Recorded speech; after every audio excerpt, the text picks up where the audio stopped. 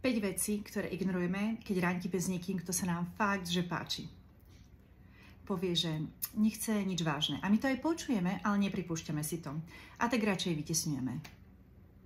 Povie, uvidíme, kam nás to zavedie, aj keď už spolu randíte 4 mesiace. V tebe zbudzuje pocity viny za to, že túžiš po niečom serióznejšom.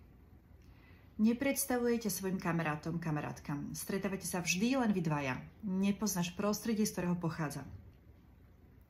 Často má stretnutia s kamošmi, respektíve babské jazdy, s tými, ktorými ťa nikdy nezoznámila.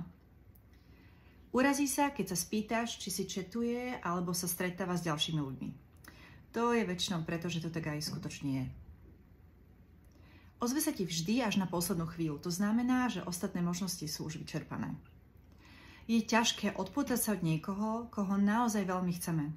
Ale toto sa len málo kedy zvrtne k niečomu lepšiemu. Lebo tam, kde nie je vôľa a fokus, tam nemá ako vzniknúť tá posvetná iskra. Radšej nestrácajte svoj drahocenný čas s pre vás nesprávnymi ľuďmi. Držím palce.